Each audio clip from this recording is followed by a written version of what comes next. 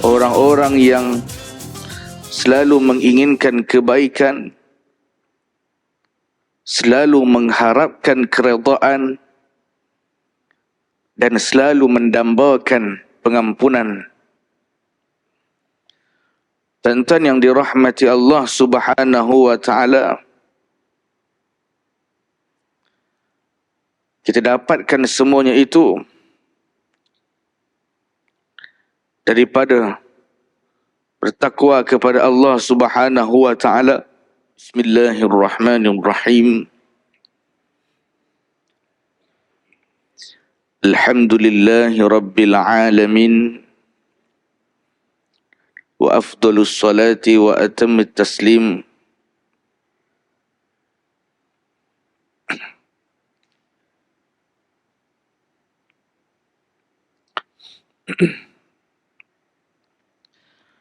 afdalus salati wa atammit taslim ala sayyidina wa maulana Muhammadin khatamin nabiyyin wa imamil mursalin wa qaidil gharril muhajjalin wa ala alihi wa sahbihi ajma'in. Ashhadu an la ilaha illallah wahdahu la syarika lah wa ashhadu anna sayyidana wa maulana Muhammadan abduhu wa rasuluhu la nabiyya ba'dah.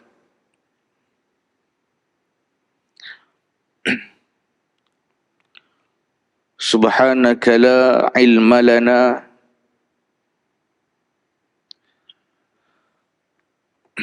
illa ma 'allamtana innaka antal alimul hakim.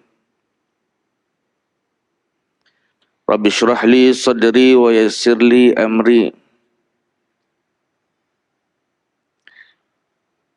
wahlul 'uqdatam min lisani yafqahu qawli.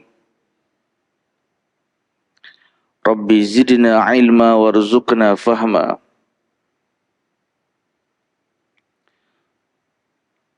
Wala hawla wala quwwata illa billahil aliyyil azim.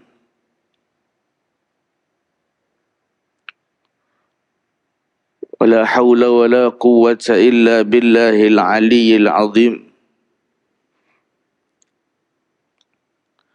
ولا حول ولا قوة إلا بالله العلي العظيم. أما بعد.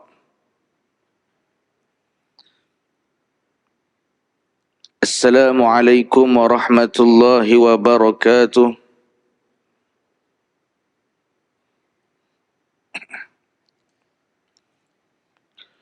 Tuan-tuan yang dirahmati Allah Subhanahu wa ta'ala, syukur kita kepada Allah Subhanahu wa ta'ala dengan nikmat yang telah diberikan oleh Allah Subhanahu wa ta'ala kepada kita, dengan nikmat yang dikurniakan oleh Allah Subhanahu wa ta'ala kepada kita. Mudah-mudahan Allah Subhanahu wa ta'ala menjadikan kita di kalangan orang-orang yang bertakwa kepadanya. Mudah-mudahan Allah Subhanahu wa ta'ala menjadikan kita di kalangan orang-orang yang selalu menginginkan kebaikan, selalu mengharapkan keredaan, dan selalu mendambakan pengampunan. Tuan-tuan yang dirahmati Allah Subhanahu wa ta'ala, kita dapatkan semuanya itu daripada bertakwa kepada Allah Subhanahu wa ta'ala. Yang kita inginkan adalah kita menjadi orang-orang yang bertakwa kepada Allah Subhanahu wa taala.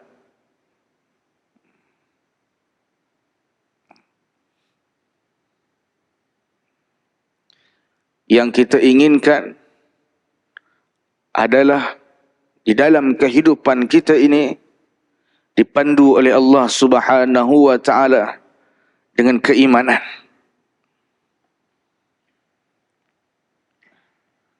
Dan insya-Allah pada pagi ini kita membahaskan tentang takwa kepada Allah Subhanahu wa taala. Maka saya ambil petikan di dalam kitab Taisirul Khallaq beserta syarahan yang saya tulis, yang saya beri nama Fathil Khallaq. Maka apabila disebut takwa itu ialah al-imtithalu awamirillahi azza wa jal. Tuan-tuan yang dirahmati Allah Subhanahu wa taala, takwa itu diambil daripada kalimah ittaqa. Adapun definisinya adalah imtithalu awamirillahi azza wa jal, ay al-inqiyadu bima amara Allah taala minal wajibat, wa ammal mandubat fahassaha Allah 'ala al-'abdil mu'min an yaf'alaha.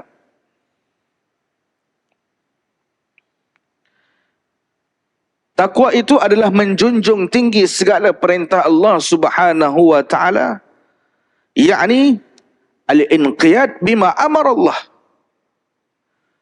mematuhi, tunduk terhadap apa yang telah diperintahkan oleh Allah Subhanahu wa taala, melakukan segala kewajiban yang telah difardukan oleh Allah Subhanahu wa taala.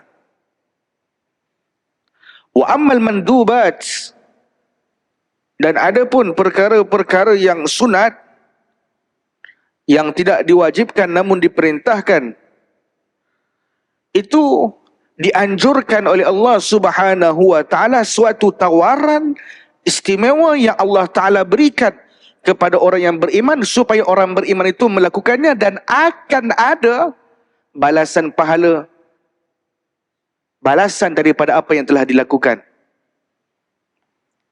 Ini mandubat, sunat-sunat, benda yang sunat. Ini takwa. Dan kemudian takwa itu juga merangkumi wajtinabu nawahihi, menjauhi segala larangan-larangannya, bil bu'di 'anil ma'asi wal makruhat, kama sarrahallahu ta'ala anha fi kitabihil karim wa rasuluhu fil haditsis syarif. Menjauhi segala larangan-larangannya Allah Subhanahu wa taala, bil bu'di 'anil ma'asi wal makruhat, dengan menjauhkan diri daripada segala maksiat-maksiat dan segala perkara yang dibenci. Menjauhi maksiat, menjauhi perkara-perkara yang boleh mengundang akan murkanya Allah Subhanahu wa taala, menjauhi maksiat yang akan menyebabkan kita terjerumus di dalam api neraka Allah Subhanahu wa taala. Di akhirat nanti, tuan-tuan, ibu-ibu yang dirahmati Allah, yang dikasihi, ada dua tempat sahaja, syurga dan neraka. Yang kita dambakan, yang kita inginkan, yang kita mahukan, kita ditempatkan di dalam syurganya Allah Subhanahu wa taala. Adapun yang kita minta supaya kita dijauhkan oleh Allah Subhanahu wa taala ialah kita menjadi penghuni neraka. Na'udzubillahi min zalik. Maka orang yang bertakwa, tuan-tuan, selain daripada dia menjunjung tinggi perintah Allah Subhanahu wa taala, dia melakukan segala apa yang telah difardukan oleh Allah Subhanahu wa taala, dia menjauhi segala larangan-larangannya Allah Subhanahu wa taala. Kama sarrahallahu taala anha fi kitabihil karim wa rasuluhu fil haditsis syarif. Seperti mana yang sudah dijelaskan oleh Allah Subhanahu wa taala di dalam Al-Quranil Karim dan apa yang telah dijelaskan oleh Nabi sallallahu alaihi wasallam melalui hadisnya yang mulia. Nah, Allah Taala sebut ittaqullah, dan di antara syarat rukun khutbah, ialah wasiyatu bittaqwa. Tuan-tuan, Tok Khatib, ittaqullaha haqqa tuqatih wa la tamutunna illa wa antum muslimun. Tuan-tuan, tapi sebahagian daripada kita kan, kalau di pondok budak-budak ni kan, tengok khutbah tidur terus. Tu saya selalu cakap dekat anak-anak, anak murid saya cakap, saya buat kesimpulan waktu yang paling sedap tidur dua je. Time pengajian subuh dan time khutbah. Gurau tuan-tuan. Ni kepada pelajar saya cakap yang tu lah. Dia masuk je kan. Time Bilal innallaha wa malaikatahu yusalluna ala nabi ila akhir ayat kan. Alhamdulillah, alhamdulillah. Dia pun tidur. Jaga time bila? Saya jaga time aqimus salah. Aqimus salah, ada bagus. Tuan-tuan yang dirahmati Allah Subhanahu wa taala, begitulah takwa ya.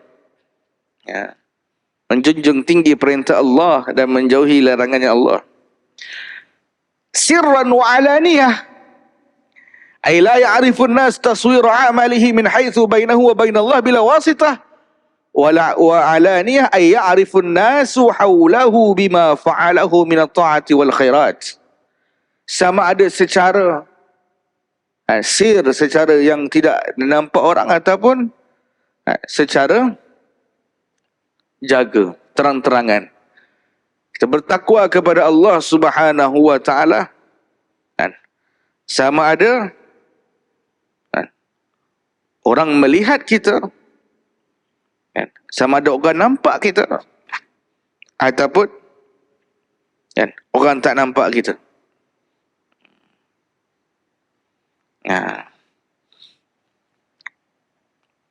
Dilihat orang ataupun tak dilihat orang. Sebab tu Al-Imam Al-Syekh Hafiz Hasan Al-Masudi dalam kitabnya ditambah sirran wa alaniyah, secara zahir dan batin. Kita berzikir, kita melakukan amal ibadah kerana Allah, bukan kerana selain daripada Allah, bukan kerana nanti apa orang cakap. Biasa kan macam tu kan, nanti apa orang cakap, nanti apa orang cakap. Tuan-tuan, bila disebut nanti apa orang cakap, apakah dia benar-benar mengikhlaskan perkara itu? Kalau dia meninggalkan perkara itu, kalau dia menyebutkan nanti apa orang cakap, adakah benar-benar dia meninggalkan sesuatu itu kerana Allah? Tuan-tuan, tanya balik tuan-tuan, saya tak buat benda ni, nanti apa orang cakap. Tuan-tuan, bila kita meninggalkan maksiat, kita tidak melakukan maksiat, kita kena sedar yang bahawa sesungguhnya kita telah menjauhkan diri daripada larangan Allah. Maka sepatutnya yang keluar daripada mulut kita adalah, kalau aku buat ni kan, Allah Ta'ala tak bagi, apa Allah Ta'ala cakap nanti? Macam tu. Kena tukar. Dan apa yang Allah Ta'ala berikan kepada aku kalau aku melakukan perkara yang jelas dilarangnya. Sebab kalau kita cakap, kalau kita nanti apa orang cakap, nanti kalau orang tu tak ada, saya tak boleh buat benda ni Tuan Ji, Tuan Mila, terima, nanti apa orang cakap nanti.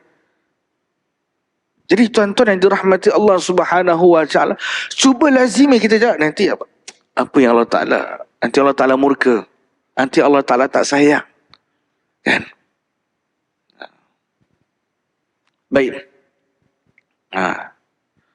Menuntut ilmu adalah wajib. Ini adalah suatu ketaatan pada perintah Allah Subhanahu wa taala. Dan kita niatkan kerana Allah. Orang tak nampak pun kita pergi masjid, orang nampak pun kita pergi masjid. Orang tak nampak pun kita menuntut ilmu, orang nampak pun kita menuntut ilmu. Kan tuan-tuan? Ni saya selalu pesan kepada anak murid saya. Kan? Budak-budak ni cuti kan? 17 bulan cuti sekolah. Dan cuti sekolah. Saya pesan. Di luar sana, jangan, kalau di sini, kita guru-guru kita pantau. Tak boleh macam tu. Mamnu', dilarang. Di rumah. Itu di antara kamu dan Allah Subhanahu wa ta'ala. Ada mak ayah. Kadang-kadang mak ayah suruh anak dia solat. Halo, Nganga, solat ya? Ya. Tapi dia tak pastikan apakah anak dia tu solat ataupun tidak. Akhirnya, di dekat bilik, sejadah dibentang, dia tak tasbih. Lepas tu dia tidur. Mak dia buka, oh dah semayang. Itu balik. Kalau di madrasah, kita pantau. Si kita suruh semayang, kita tengok dia semayang ke tak. Tuan-tuan. Tak apalah kalau mula-mula dididik macam tu. Sehinggalah suatu masa nanti, kita akan mendapat kemanisan halawatul iman. Kita merasakan kelazatan di saat kita melakukan amal ibadah kepada Allah. Kita akan terpandu, kita akan menjadi orang yang bertakwa kepada Allah Subhanahu wa ta'ala. Yang kita dambakan, yang kita harapkan adalah ridha daripada Allah Subhanahu wa ta'ala. Maka ikhlasnya kita terhadap apa yang kita buat kepada Allah Subhanahu wa ta'ala, itu akan dicapai. Dan tuan itu rahmati Allah Subhanahu wa ta'ala. Maka kata Al-Imam Sayyidina Ali, Tanbihun qala al-imamu Ali ibn Abi Talib radhiyallahu an. Telah berkata Al-Imam Sayyidina Ali bin Abi Talib radhiyallahu an. At-taqwa, taqwa itu adalah al-khawf minal jalil wal amalu bitanzil wal qana'atu bil qalil wal isti'dadu li yaumir rahil. Disebutkan takwa itu adalah al-khawf minal jalil. yakni takut kepada Tuhan yang Maha Agung. Wal amalu bitanzil, dan beramal dengan apa yang diturunkan oleh Allah Subhanahu wa taala kepada Nabi, yakni Al-Quran. Beramal dengan apa yang disebut dalam Al-Quran, disebut dalam hadis. Kemudian takwa itu adalah wal qana'atu bil qalil, mencukupi dengan yang sedikit, merasa cukup. Tuan-tuan, nak dapat qana'ah ini perlu kepada mujahadah. Nak dapat qana'ah, dia perlu kepada mujahadah. Ya tuan-tuan. Orang yang bermujahadah, dia akan mendapatkan qana'ah. Qana'ah ni apa? Merasa cukup. Tuan-tuan, bukan mudah kita nak merasa cukup terhadap apa yang kita ada, tuan-tuan. Sukar, tuan-tuan. Dan kalau orang tu mengejar dunia, kalau orang itu terpaut hatinya dengan dunia, dia takkan merasa cukup, tuan-tuan, terhadap apa yang sudah dia dapatkan. Masalah kaya yang sebenar adalah merasa cukup. Kadang-kadang kalau ada orang yang direzekikan oleh Allah Ta'ala gajinya berpuluh ribu, tetapi kalau dia tidak merasa cukup, dia adalah orang yang miskin. Tak cukup Ustaz, tak cukup Ustaz. Gaji berapa tuan? Gaji saya Ustaz 55,000, tapi tak cukup Ustaz. Sebab nak kena bayar kereta, baru beli Tesla. Baru berkereta, baru beli motor dan sebagainya. Porsche, Ferrari. Nak kena bayar. Apa yang jadi tuan-tuan yang dirahmati Allah Subhanahu wa ta'ala? Maka jikalau dia mendapatkan seluruh isi dunia pun, dia tidak akan merasa cukup.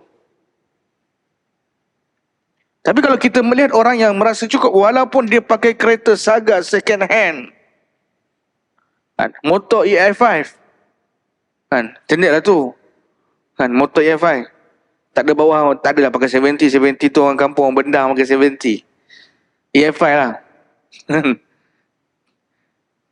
Motor EI5, kereta Saga lama second hand, ataupun Saga BLM, tak apa, Alhamdulillah, rasa cukup. Allahu Rabbi. Dia sudah mendapatkan alamat takwa kepada Allah Subhanahu wa taala. Ciri-ciri takwa tu ada pada diri dia. Tuan-tuan yang dirahmati Allah Subhanahu wa taala. Kita ingat tuan-tuan, ingat tak? Bulan 12 tahun 2021, apa yang berlaku? Banjir. Kan? 18 hari bulan 12 tahun 2021, apa yang berlaku? Banjir besar. Kita kata banjir besar sebab seluruh semenanjung banjir. Bila kita kata macam tu, Selangor lah, bukan katakan Selangor, seluruh Selangor banjir. Banjir Selangor. Kan, Kelantan, Terengganu tak banjir lah, banjir sikit lah. Tapi Selangor banjir. InsyaAllah. Di pondok kami, Busana Arifin, habis tuan-tuan, tenggelam. Kan? Meranapkan 12 buah kereta, biji kereta ranap. Ranap tu orang masuk air semua. Kan? Masa dia pergi ke pondok kami, dan pondok saya duduk di pondok Muslimat, saya jaga situ. Lebih kurang 20 km di Teluk Paling Menggarang, di Labuhan Dagang, 20 kilo. Saya cakap kat kawan saya cakap, Ustaz, macam mana Ustaz? Macam mana lagi Ustaz? Tak ada apa dah. Dengan muka senyum, tak apa, rumah dekat pondok habis. Satu tingkat habis. Kereta dia habis. Sofa dia habis. Rumah dia habis. Susah dia habis.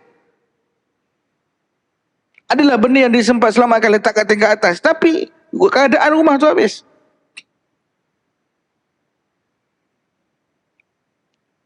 Kenapa okey tak dia cakap? Okey lah, macam ni lah. Kereta dah habis. Tapi Masya Allah, saya cakap, macam ni lah, macam mana? Tak apalah, sabar. Kata, senyum, tak ada macam, aduh, kereta aku, apa, gitu. Tak ada, sabar. Tak apa lah. Tuan-tuan. Lalu, bila reda banjir, 6 bulan kemudian, dia angkat kereta baru. Kalau dulu dia pakai kereta Saga lama, aerobag tu, kan, Allah Ta'ala rezekikan dia pakai Saga BLM. Baru sikit lah. Kan? Beli cash 6,000. Sebab masa tu, kan, anak-anak pondok, guru-guru pondok di antara mangsa terbesar, seorang dapat 20,000, dia beli kereta. Rumah baru, orang bagi katil baru, semua baru. Saya cakap, apa hikmah yang Allah Ta'ala turunkan banjir, meranapkan barang yang lama, Allah Ta'ala nak gantikan yang baru. Dapat rumah baru, semua baru. Allah Ta'ala nak gantikan yang baru. Yang lama mungkin tak dipakai, Allah Ta'ala ganti yang baru. Dia nampak hikmah tu. Inilah qanaah. Bila kita merasa cukup, Allah Ta'ala akan tambah. Dan ketenangan itu didapatkan dengan qanaah. Kan? Merasa cukup. Kan? Terhadap apa yang diberikan oleh Allah Subhanahu wa Ta'ala. Yang tuan-tuan yang dirahmati Allah Subhanahu wa Ta'ala. Maka yang kita harapkan adalah kita menjadi orang yang bertakwa, dan yang seterusnya wal isti'dadu li yaumir rahil, dan melakukan persediaan yang rapi untuk hari seterusnya, untuk hari akhirat, yaumir rahil, untuk hari akhirat. Cukup tak persediaan kita tuan-tuan untuk kita ke negeri akhirat, Darul Baqa, tempat untuk kita menerima balasan.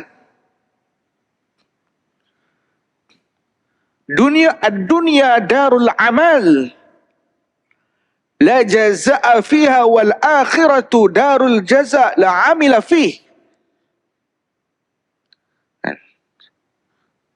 Dunia itu tempat untuk kita beramal. Tak ada balasan di dalam dunia yang Allah Ta'ala berikan. Adapun akhirat darul jaza, iaitu tempat untuk kita menerima balasan. Tempat untuk kita menerima balasan. La amila fiha. Tidak amal di dalam dunia, tidak amal di akhirat. Al-akhiratu darul jaza la amila fi.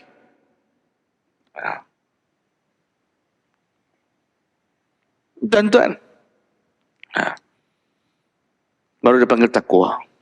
Kata Sayyidina Ali. Maka kata pengarang, penulis, fala tatimmu taqwa illa bitakhalli kama dhukira ta'rifuhu an kulli razilatin ay al-ghaslati dhamimah min al-ma'asi adh-dhahirah wal batinah fala yuqarribuha al-'abdul muttaqi.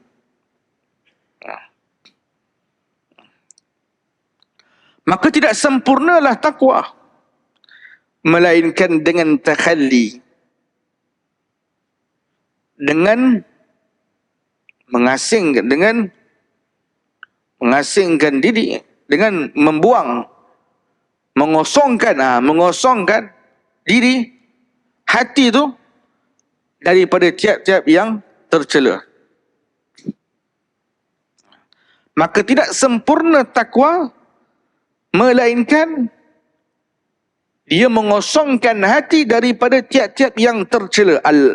Al-khaslati dhamimah minal ma'asi adh-dhahirah wal batinah fala yuqarribuha al-'abdul muttaqi.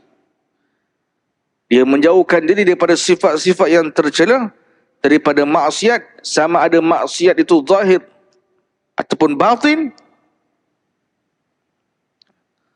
Maka seseorang hamba yang bertakwa kepada Allah Subhanahu wa taala sama sekali tidak akan mendekatkan diri dengan maksiat, dengan perkara-perkara yang dilarang oleh Allah Subhanahu wa taala, perkara-perkara yang dikeji oleh syarak. Itu takhalli. Mengosongkan hati daripada sifat-sifat yang tercela. Takhalli.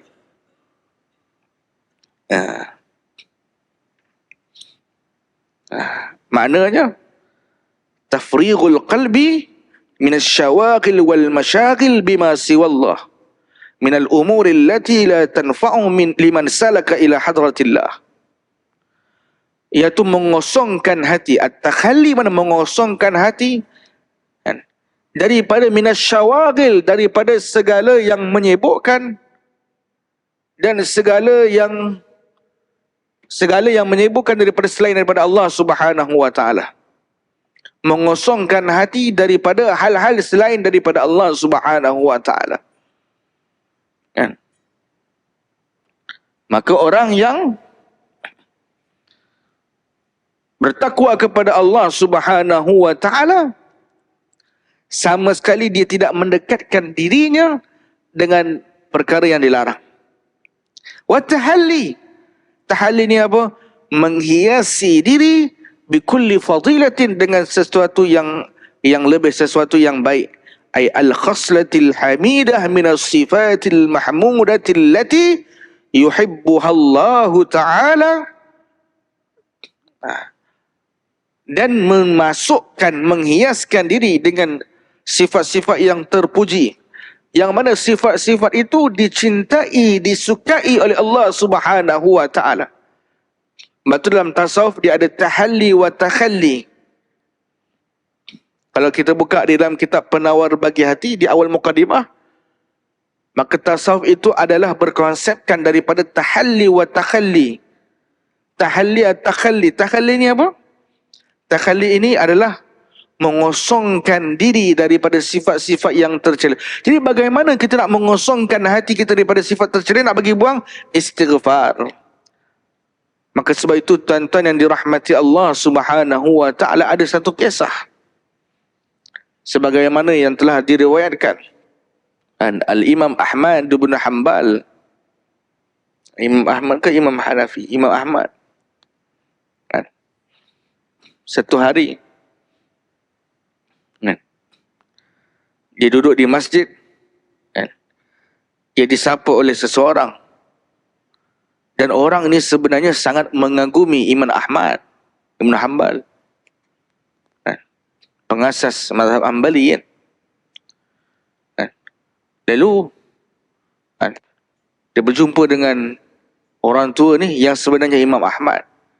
Dan orang pemuda ni dia kata, tuan kenapa tuan duduk sini? Saya sebenarnya daripada jauh apa semua, saya tak tahu nak tinggal, saya tak tahu nak duduk mana, saya duduk masjid lah.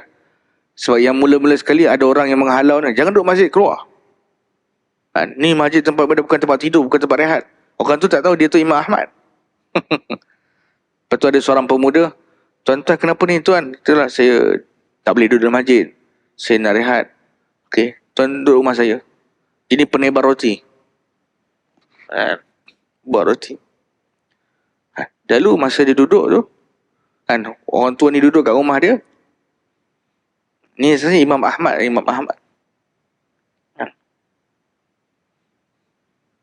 Dia duduk kat rumah dia. Tuan-tuan yang dirahmati Allah Subhanahu Wa Taala, cerita jalan ringkasnya. Dia bertanyakan tentang agama kepada pakcik ni. Pakcik ni menjawab. Berkata, bertamulah rumah aku selama 3 hari. Kemudian dia melihat Imam Ahmad, orang tua ni melihat pemuda ni setiap dia melakukan apa-apa dia istighfar. Tak ampun Allah Ta'ala. Setiap dia melakukan apa-apa dia berdoa ke dia istighfar terlebih dahulu. Kan? Dia istighfar terlebih dahulu. Kemudian tuan-tuan berjumpa Imam Ahmad dengan pemuda tadi dalam satu rumah dah sembang. Dia kata, apa yang kau inginkan dalam kehidupan kau? Orang tua ni cakap, saya ni sebenarnya teringin sangat nak jumpa Imam Ahmad. Teringin sangat dalam hati saya. Nak jumpa Imam Ahmad, teringin sangat. Saya mendengar dia adalah orang alim, orang faqih. Lalu orang tua tadi, dia cakap, akulah Ahmad, anak Ahmad. Masya Allah, gembiranya hati dia. Bahkan Imam Ahmad bertamu di rumahnya. Engkau ni orang alim apa semua. Lalu Imam Ahmad belajar sesuatu daripada pemuda tadi adalah mengamalkan konsep takhalli sebelum melakukan apa-apa sesuatu. Maksudnya apa? Mengosongkan hati, bertaubat kepada Allah Subhanahu Wa Taala, al-i'tiraf bidzunub, mengakui diri dengan berdosa, kemudian baru buat perkara ibadah. Imam Ahmad belajar daripada orang tersebut. Maksudnya apa? Sebelum dia melakukan kebaikan, dia istighfar terlebih dahulu. Dia buat supaya apa? Supaya kebaikan itu adalah kebaikan yang diterima oleh Allah Subhanahu Wa Taala. Kan? Sebab ada amalan-amalan yang tak diterima oleh Allah Subhanahu Wa Taala. Jadi dia istighfar. Supaya apa? Supaya Allah Taala memasukkan keikhlasan kan, di dalam hatinya. Dan akhirnya dia akan melakukan perkara itu ikhlas lillahi ta'ala, kerana Allah SWT. Itu dia, mesti ada tahalli wa takhalli. Fahiyya, maka dia adalah taqwa itu at-tariqul ladzi ay tariqatul mutlah, jalan yang utama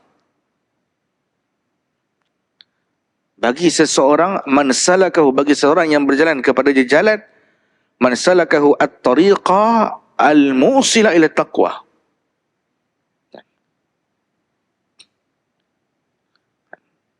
Jalan yang utama, yang seseorang apabila berjalan dengan jalan-jalan takwa tersebut, ihtada, dia akan mendapatkan petunjuk daripada Allah Subhanahu Wa Taala, ai ila tariqis sahih, kepada jalan yang sebenar. Nampak? Orang yang menjalani jalanan takwa, dia akan mendapatkan petunjuk daripada Allah Subhanahu Wa Taala. Dia akan mendapatkan petunjuk daripada Allah Subhanahu Wa Taala. Orang yang mendapatkan petunjuk daripada Allah Subhanahu Wa Taala ialah orang-orang yang mendapatkan nikmat daripada Allah Subhanahu Wa Taala, seperti mana yang telah difirmankan oleh Allah Subhanahu Wa Taala dalam ayat ke-7 dalam surah Al-Fatihah, siratal ladzina an'amta 'alaihim ghairil maghdubi 'alaihim waladdallin. Itu jalan-jalan yang telah engkau ya Allah berikan nikmat ke atas mereka. Bukan jalan orang yang dimurkai dan bukan jalan orang yang sesat. Ini tuan-tuan yang dirahmati Allah Subhanahu wa ta'ala. Nak ceritanya tuan-tuan, orang yang bertakwa, dia akan mendapatkan nikmat yang besar daripada Allah Subhanahu wa ta'ala. Dia akan mendapatkan nikmat yang agung daripada Allah Subhanahu wa ta'ala.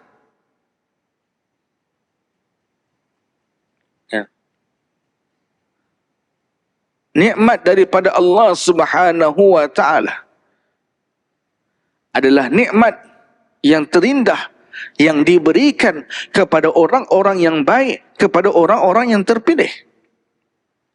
Nikmat petunjuk, nikmat taufik wal hidayah.